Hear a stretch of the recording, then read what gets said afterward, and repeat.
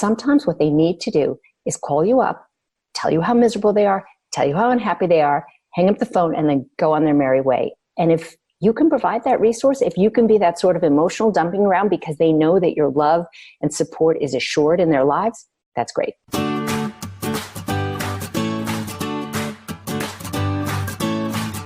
Hello and welcome to the Sunshine Parenting Podcast, where each week we talk about ideas for raising kids who become thriving adults. I'm your host, Audrey Monkey. I'm a summer camp director, writer, and speaker, and I've had the privilege of working with thousands of children, teenagers, young adult counselors, and parents over the past 3 decades. My husband, Steve, and I are raising 5 kids who currently range in age from 15 to 25. So my interest in raising kind, optimistic, self-reliant kids who become thriving adults is personal as well as professional. If you're the parent of a high schooler or college-aged kid, it's likely that you've run across or shared one of Grown and Flown's many articles. Grown and Flown, whose tagline is "Parenting Never Ends," is a website and popular Facebook group started by Lisa Heffernan and Mary Dell Harrington. The Grown and Flown Facebook group has nearly 120,000 members. Lisa and Mary, along with many Grown and Flown contributors, cover a range of issues relating to raising kids ages 15 to 25. They write about high school, college admissions, college, good and bad parenting, and lessons learned from other parents and grandparents. In this episode of the podcast, which is episode 102, I'm talking with Lisa Heffernan, co-founder of Grown and Flown, about their brand new book, Grown and Flown: How to Support Your Teen, Stay Close as a Family, and Raise Independent Adults. Enjoy the episode. Today on the podcast, I'm really excited to have Lisa Heffernan from Grown and Flown. Welcome, Lisa. Thanks so much for having me. So Lisa, why don't you just talk a little bit about you and Mary and how you started Grown and Flown? Absolutely, I'd love to. And thanks again for having me on this. This is really exciting. We started Grown and Flown about 7 years ago, Mary Dell and I. We're co-founders of the site, which is now a Facebook community, a large growing Facebook community. And excitingly, now it is a book.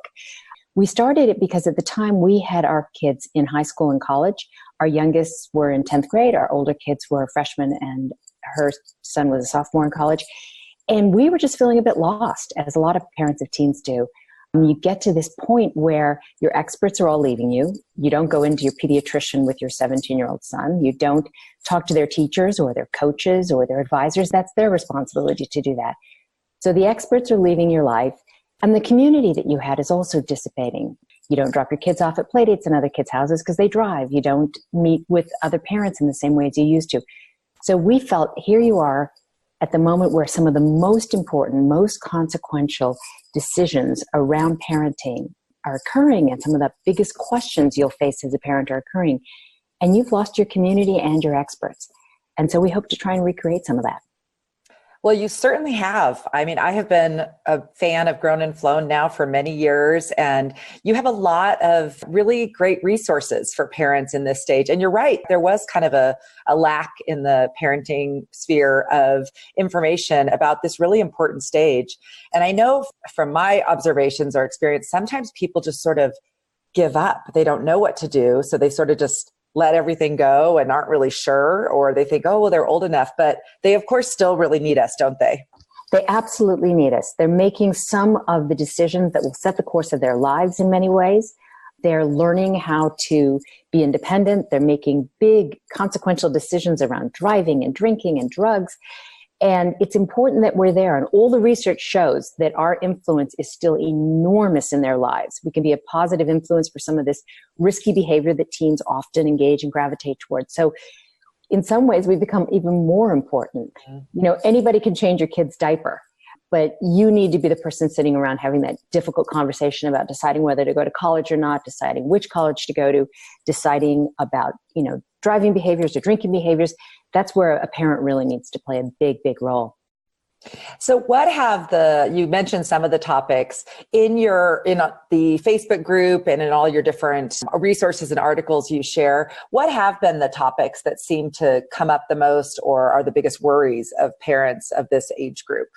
They're huge. There's so many, it's hard for me to know where to start. We have 115,000 people in the Facebook group, and we have about 6,000 or 7,000 posts a month, a week. I can't remember. It's a huge number. So the topics are many and varied. I would say the biggest concerns are about getting our kids set on a forward path towards whatever their goal is. Their goal may be the military or the workplace or college, but getting them on the path where they're making forward steps on their own and towards a goal which is of value to them. The biggest concern is probably many of the risky behaviors that we just talked about a second ago. Teens are dangerous. What we know about brain science explains to us why they gravitate towards danger, but still it's obviously extremely, extremely scary for a parent. And finally, the most important thing, and this is new in this generation, the other two things I just mentioned have always existed, is depression and anxiety have skyrocketed in this generation of teens. The data all shows it, and it's both heartbreaking and frightening to parents. Mm-hmm. Yep. That sounds very consistent with what I've been hearing and talking to other parenting experts here on the podcast and on my website. So Lisa, before we go any further, tell a little bit about your background. How old are your kids now? And how did you kind of get into this whole sphere of parenting education? Sure. So my kids are really old now. I have grown-ups. My youngest is a year out of college, so he's 23, and my other sons are 26 and 27. So they are very much grown-ups. They are the people who were 15 through 21 when we started this process. I love how you say really grown up for someone right out of college, because a lot of parents do not refer to their right out of college before all the brain synapses have connected completely. Yeah. It's funny because that whole term emerging adult only came into our lexicon maybe a decade ago. And I do think it's kind of funny. My kids right now are 15 to 25. So I still have a few sort of in the younger sphere, but same thing. I'm kind of straddling. I have some adults who are working and away from home and everything else. And then I have a few still launching. When they work, it very much feels like they're adults. I know. I think my moment for my oldest daughter was when she sent us the picture of her insurance card. Through her, she's a employer. Yeah. So I was like, oh my gosh, we've got our first kid off of our insurance. Off our health insurance. Yeah. When they get off the payroll, it's a big moment. Absolutely. Absolutely. All right. When you stop paying tuition, that's also a really big moment. Oh my gosh. Yes. Then you can maybe go on a vacation again or something. So tell me, and then you're a writer. Tell me more about your background and how you got involved in it. Sure. My background is actually in business, and I worked in finance. And then I actually became a business writer. So while my background is very much in writing, I've written 3 books, and we have the 4th coming out in September. The other 3 books I wrote are straight up business books. They're company histories explaining the growth and development of certain companies. So that was my background. And it was basically that we felt there was just this big hole in the market. We felt it ourselves. We felt it all around us. So we decided to jump into this arena. I think it's really important to point out that Grown and Flown is not Mary Dell and I writing what we think parents should do. I don't have the temerity to do that, and I haven't done that in the book either. It's us collecting some of the smartest parenting writers that we know, and psychologists, doctors, teachers, educators, college professors, people who work with this age teens and young adults and bring their expertise from the workplace to our site. So the book, Mary Dell and I are nominally the writers of the book, but we're very much the editors of the book in the sense that we filled it with people who work with teens and young adults and know this age group from their professional experience. That's so exciting. So tell me about the name of the book and then how the book is set up. Is it like essays from these different people? Oh, look at that. Well, unfortunately, people won't be able to see the beautiful No, I know. But you can send me a picture of it and I'll put it in the show notes so they can see it. But okay, great.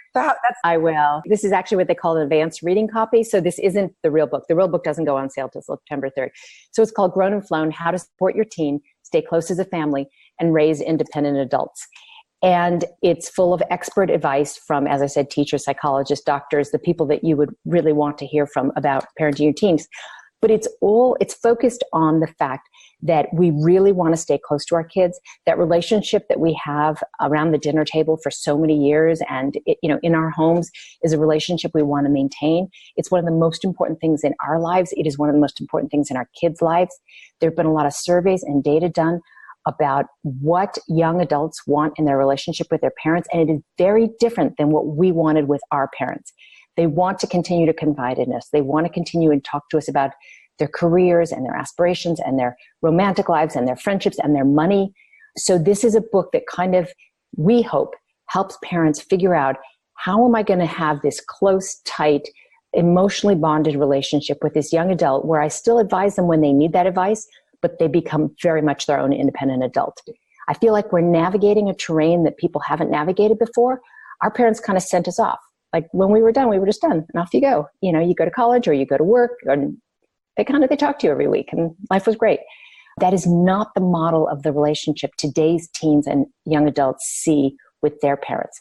They see a much more intertwined relationship, but the independence we had is still just as important. So how do you put those two things together?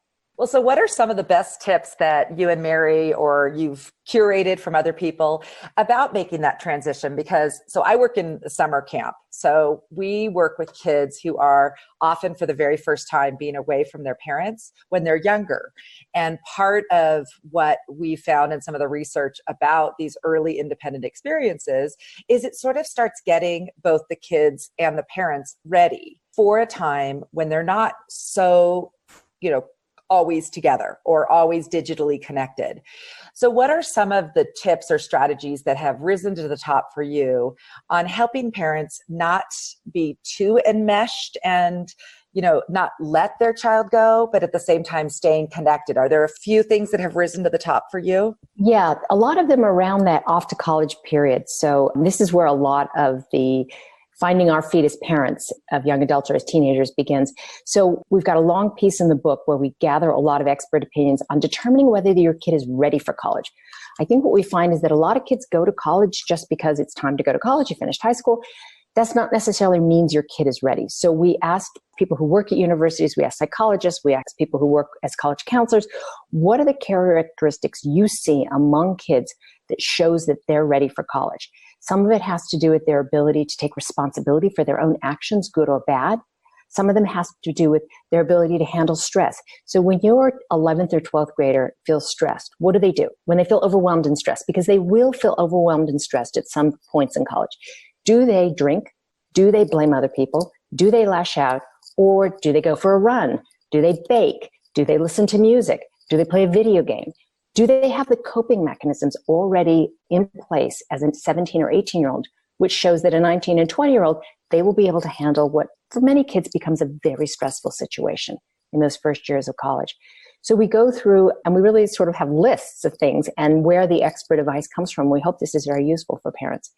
We also reflect on in those first months of college. It's a lot of the issue is around expectations. You may see this in the camp situation also. Kids are told over and over again, this is the best 4 years of your life. And my eldest son describes this as the best 3.5 years of your life. Because that first semester of college, again, there's a lot of data around this. UCLA has been studying this for 50 years. They do a freshman survey every year for the last 50 years. The majority of kids are homesick. Over 65% of kids, I believe it was, are homesick or feel slightly depressed or emotionally out of sorts with their situation in feeling lonely. Loneliness is a big thing in that first semester because, of course, you've left your parents, you've left your siblings, you've left your dog, you've left every friend you ever had and everyone you've ever known. So how is it that your life is better? Those are the things that as humans make us feel grounded and loved and cared for and secure. And you've just left them all. So that this would be a moment of transition should come as a surprise for no one. And as a parent, there's a lot you can do in terms of, we had some professors write up some really, really detailed suggestions for us about ways you can help your teen find the resources they need, but also keep in touch with them. You are the only one that knows how much your teen is really struggling. Their roommate just met them. Their roommate won't know if they're really depressed. They just met them. They don't know. Maybe that's what they're always like. So it is important to keep in touch with your teen, to be able to suggest things to them, but also to make sure that they are handling these issues themselves. But you can make a terrific sounding board for a really very young adult, an 18-year-old who's struggling to adapt to college. Yeah, that's such great advice. And it really needs to be too that when you talk about those coping mechanisms, that they can access them themselves and it's not 100% dependent on you as the parent. I think sometimes as parents, we can, without, just with all good intentions, become the child's coping mechanism, like become the person that, helps them stay calm, helps guide them when they need assistance, which is appropriate, as you said, to be as kind of an advisor role. But they need to be able to be on their own feet, especially, they might be in another state or somewhere quite far away. So, sure, they can call you and say, hey, I'm feeling this way. But at the next step, they need to be able to access those skills that they've already developed before they left for figuring out what to do when they're feeling a certain way. And it doesn't need to be coming home. Hi, Sunshine Parenting listeners. As I was recording the intro to this episode and looking through the Grown and Flown website, which is geared towards families with kids ages 15 to 25, I had to stop for just a moment to reflect on the fact that my kids are currently ages 15 to 25. I want to let you know about my new book, Happy Campers: 9 Summer Camp Secrets for Raising Kids Who Become Thriving Adults. It's really a book that can be for parents who are raising kids of all ages. I particularly want to get it into the hands of parents with elementary, middle school, and high school age kids. The most recent Amazon review of Happy Campers comes from Pam Roy. Her subject line is "The Antidote to Our Hyper-Parenting Culture." Pam says, Happy Campers is a timely book full of insights and perspectives from a woman who has extensive experience with children and teens and in an environment that enables them to flourish. The principles she outlines provide parents with tangible ways to bring this into their homes. The mental health and well-being of our children are at stake in our standardized hyper-parenting culture. Read this book. You can find out more about Happy Campers as well as the upcoming 2019-2020 read-along, as well as some upcoming speaking events and book signings that I have coming up by visiting my website at happycampersbook.com. Sometimes it's as simple as you being the voice of reason that says, I know you're struggling with that class. I know the math class is much harder than high school was. You maybe never needed help in high school, but I know that your university has lots of tutoring services, TAs, your professor will speak to you. Why don't you think about accessing those resources? So sometimes it's just you being the reminder because they're feeling overwhelmed and they just need someone to say, here are 3 things you can do. I'm not doing those. I'm not calling your professor. I'm not calling your TA. I'm not getting involved. But here are things you could do. The other thing, and you touched on, and I think it's super, super important, is sometimes, and Lisa D'Amour, the psychologist who we cite often in the book, and she has a piece in the book, describes it as taking out the emotional trash or dumping their emotional trash on you. Sometimes what they need to do is call you up, tell you how miserable they are, tell you how unhappy they are, hang up the phone, and then go on their merry way. And if you can provide that resource, if you can be that sort of emotional dumping ground because they know that your love and support is assured in their lives, that's great. You haven't solved their problems. You haven't taken on their problems. You're just there to listen to them. Oh, I love that. I think that's so true with kids. And it is true. They know they have this unconditional love. So they can be great all day at school and teachers can say they're fabulous. And then they can come home and just, kind of dump on you everything that went wrong and how horrible. And so sometimes parents' perception of how their children is doing is so much more negative than how they actually are doing. And it just shows that you have a close relationship, that they know that you're the person they can kind of, dump everything on. The other thing that I think I know from my experience, they want to dump and sometimes they don't want advice and actually will be annoyed if you start giving advice. It's almost best, I think, once your kids are in that stage to be the listening ear. And something that I always tell parents is just to say, oh, that sounds really hard. And just that empathy piece. I think sometimes as parents, we think, oh, well, we've gone through this and we know everything, but it gets annoying to our kids if we become just like trying to be experts on their life. And I think that listening and empathizing without always providing, do this, do this, do this, instead asking them, so what are you thinking about doing? What are your strategies you've tried so far?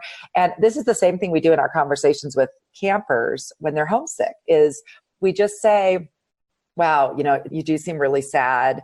How are you feeling? What are you missing most? And what works for you normally when you're feeling down? What are things that you can do? And I think much of it is the same, but it's really hard as parents because when you think about when our kids are young, we are that person who's telling them like, oh, where you put your backpack when you get to school and what to eat for lunch. And I think for parents, we need to make a transition as well. It's not just our kids getting more independent. It's us getting less in that role of guiding every step of the way and instead be more of an advisor. Is that kind of how you guys think about it?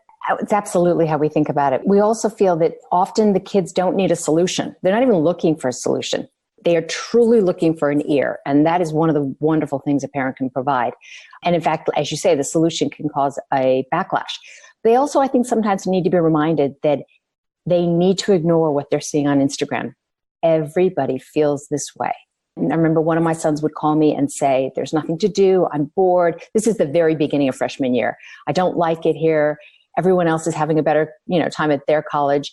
And they weren't. And you just need to be reminded, no, everyone's Instagram feed is having a better time at college. But in real life, they're experiencing exactly what you are because you all miss each other because you spent your lives together.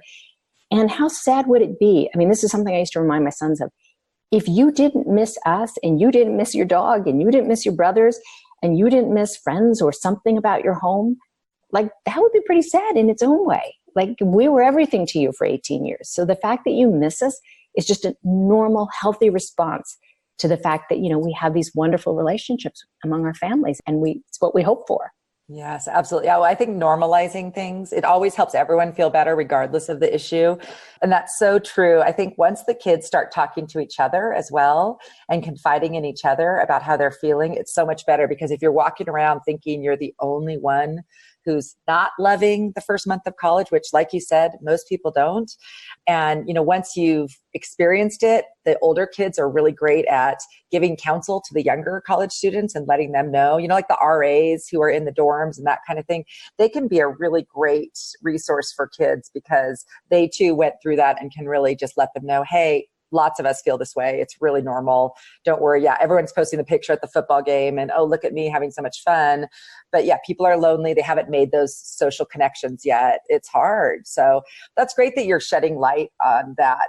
So one of the things that I find myself talking with parents a lot, I'm wondering if this comes up a lot on Grown on Phone, is the parents' own emotions and ambivalence about their kids leaving and whether or not their child is struggling the normal amount or doing great. I have heard and seen from parents, especially especially when their first child leaves, like that seems to be the biggest transition when your family dynamic shifts a little bit. What are some of the nuggets of wisdom that you share with parents about their coping themselves with sort of the shift from being the hands-on day-to-day parent of younger children to being the more advisor, not in the moment-to-moment connection of a parent of young adult children? One of the reasons that we started the Facebook group was around this very point that you're making. We're making a huge transition. Our families are making a transition that honestly, Mary Dell and I would argue is as big as the transition we made when they first came to us 18 years ago. This is enormous. So one thing I would say is keep your parent community close. So that can be people in your real life. It can be, just making sure that you grab a glass of wine once a month with the parents that you've gone through this for years with, the parents who stood on the sideline with you or the parents who were in your kids' classes. Or it can be a digital community. In our online community, our Facebook community, parents talk about this a lot. And over again, we get the same response. We get it online. We get it in emails. This helped me so much because I thought I was the only one. I thought I was the only parent who felt that feeling of loss so acutely, I didn't know how to cope. So come August, September, our Facebook group will be filled with parents saying, I almost can't walk into their empty room and feeling like, what is wrong with me? And then 2,000, 5,000, 10,000 parents will chime in. That is exactly how I felt. You will be fine. It will go away. You won't feel this way forever. You will rejoice in your child's, transition and their success. This is something to be happy about. So one is we shouldn't be made to feel guilty, or we shouldn't be made to feel weak or self-indulgent for feeling bad about this. This is a big change, and transition is really hard for people. So one thing is gravitate, keep your community. Second thing is find things to read. Experts have written a lot about this. We've written a lot about this. Our site's full of it. Other people's sites are full of it. Just read the research, read what people write about it. You'll find some comfort in that. So those are the two things that we probably tell parents the most. It's easy to become very alone in this. We tell people there are some constructive things you can do. Make sure you've planned when the next time you're going to see your kid is. Make sure you've planned how you're going to communicate with your kids. There's lots of things that can help. People do care package parties. There are a lot of little tiny things, which is, parents getting together and making care packages for a whole group of high school friends. There are a lot of things you can do that really lift your feelings pretty quickly. And we write a lot about this in the book. There's a whole chapter called Separating and Letting Go, because separating and letting go is such a big part of your life. Mm-hmm. Yeah, it really is. It's like a moment of grief, really. It's like all these transitions, they come with this ambivalence of there's some really exciting things, like you're so excited for them going off on this adventure or doing these new things. And at the same time, there's a little bit of grief because now you've lost that, them around the dinner table and them the day to day. So I love that you're addressing that because I think it's important. Part of the problem, I think, comes from we extrapolate. So let me just take you on this for a second. We feel that it's going to be like when we went to college or when we left home. So many of us called our parents once a week, and that was a normal way of communicating. And we feel as though that's what's going to happen to us. We project from our own lives. And to circle back to something I said earlier, our kids want a different relationship with us than we had with our parents. There is an enormous shift in this generation. Secondly, they have their cell phones in their hands. So not only are they not going to just communicate with you once a week, many parents say that their kids communicate with them every single day. So one of the things I find that makes parents so unhappy is projecting, oh my God, I'm now going to talk to my kid once a week.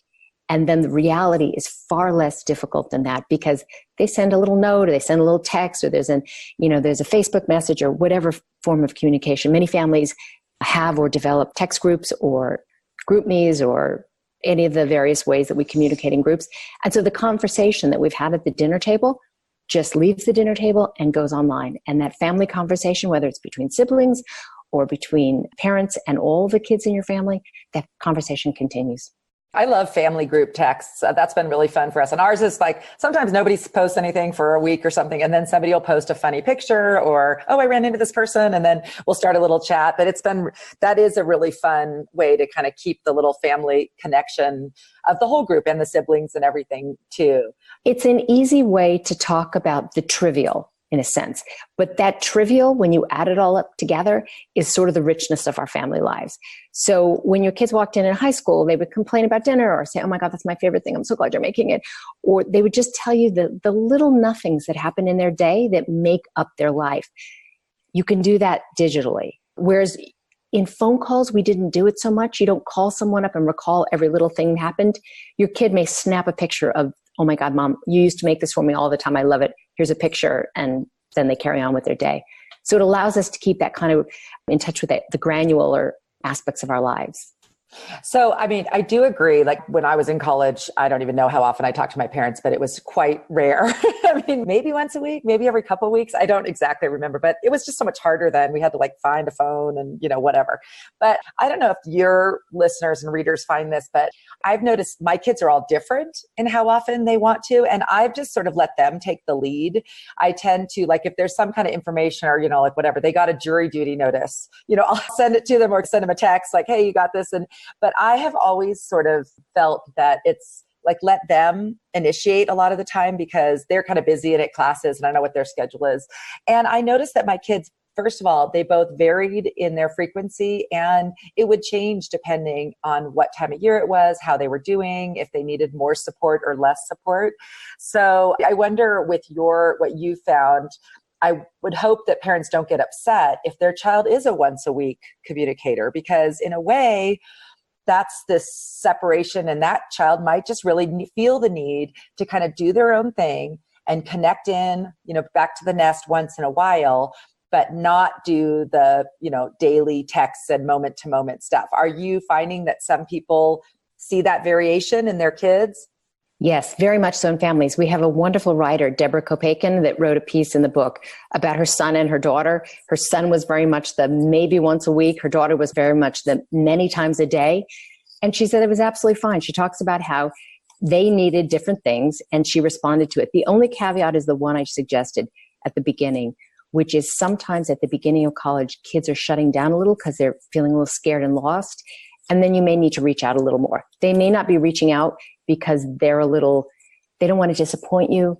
You told them it was going to be the best 4 years of their lives. So sometimes the one caveat I would just caution parents to just keep in touch with your kids during those first weeks of college. Just make sure they found their footing. But very much, I would agree with you completely. Each kid is different. Each dynamic is different. Some kids want to communicate almost entirely electronically. They rarely want to actually do speaking communication. Other kids, ringing all the time. As my kids always say, you do you, mom. Each kid should do what works best for them. Yeah, that's so good. I think that's just reassuring, just to also let parents know that it's all normal. It's all okay, whatever your kid and your thing. And it doesn't mean you're any less close. In a way, sometimes the kids who are just trying to do their own thing more and are very independent, that's just them, doing their own thing. They will come back to you if you have that relationship and connection. They will check in and talk to you when needed. But I think that it's important to normalize just kind of any kind of form or communication, or how frequent it is and everything. I think that's right. I think one of the mistakes we make is when our kids are very small, there are milestones. They like to see kids walking at a certain age. They like to see kids talking by a certain age, getting their teeth by a certain age, reading or writing by certain ages. We have these sort of milestones.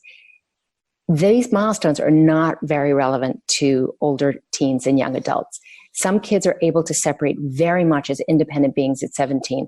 For some, they're just not ready. And if you're not really ready for that till 19 and you need more communication with your parent and you get there at 19, life is good. That's all fine. So I think we shouldn't be looking around at other people's kids the way maybe we did when they were learning to crawl and thinking, okay, kids sit up at 6 months. It's 6 months. My kid isn't sitting up. That's all gone. We need to just look at what our kid's doing and whether they're moving forward towards the independence and the direction in their lives that they need, not what other people's kids are doing. One of my favorite quotes I always share is, comparison is the thief of joy.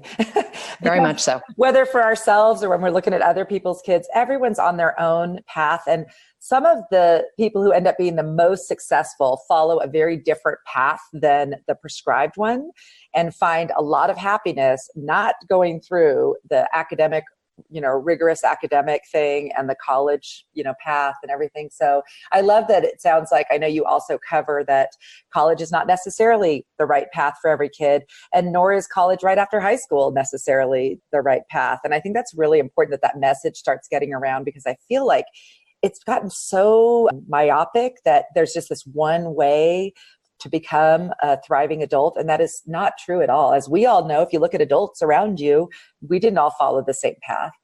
Very much so. More and more we're seeing kids take a huge variety of tracks. And also because this generation, we kind of looked for jobs that we were going to hold. You wanted to get a job and hold a job. They try so many more things than we ever tried. So what they're doing at 22 and what they're doing at 27 could be worlds apart.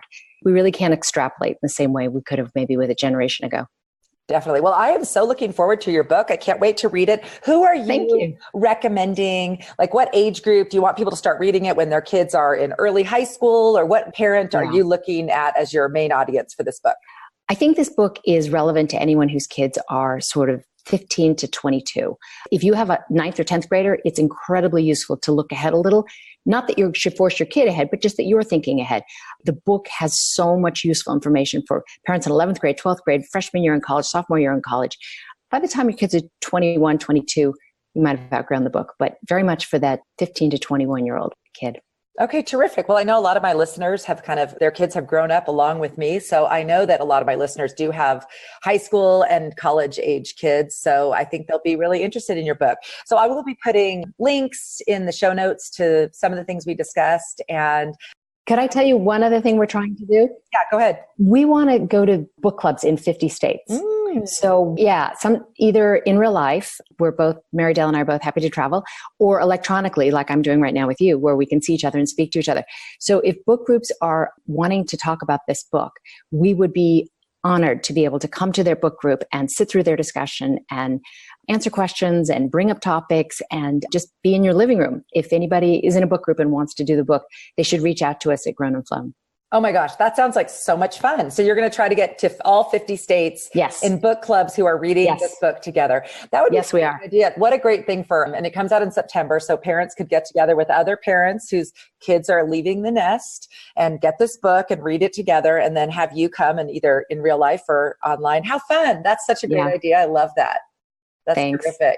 Thanks for sharing that. And thank you so much for being on today, Lisa. It's been really fun chatting with you. And I'm sure that a lot of people in my community are already familiar with Grown and Flown, but if they're not, I'm sure they'll know about you now and your terrific new book. And I look forward to connecting again at some point in the future. Thanks so much. This was really fun. Thank you so much for joining me for this episode of the Sunshine Parenting Podcast. As always, you can find notes, links, and resources about things that Lisa and I discussed at my website at sunshine-parenting.com. Search for episode 102. If you're one of my email subscribers, you've probably noticed that over the summer, I haven't been quite as regular with sending them out. But now that camp is ending, I will be back to sending my weekly email with all kinds of resources, links, and ideas for raising thriving kids. You can sign up to get my emails by visiting my website at sunshine-parenting.com. If you happen to be listening to this episode on the day that it's released, which is Friday, August 23rd, I just returned home yesterday from dropping off my son at college. He's my fourth child leaving for college, so I've done this before, but I still have the same worries and wishes for him that I had for all three of his older sisters. So I'll end this episode by reading an excerpt from a post I wrote when I dropped my third daughter off at school many years ago. It's called Final Conversations Before College. One of our camp's core values is being you. That sounds so simple, but in this photoshopped conform or else world, the message everyone seems to be getting is fit in. In college, fitting in often leads to feeling bad, hungover, alone, depressed, or worse, assaulted, alienated. When you expend a lot of energy being someone you're not, that just isn't good at any phase in life. What I want my son to find in college are friends who know and love him for who he is and with whom he can be his true self. As I send him off, I pray that he'll connect with a few, even just one or two, lifelong friends who will love and support him through his college years.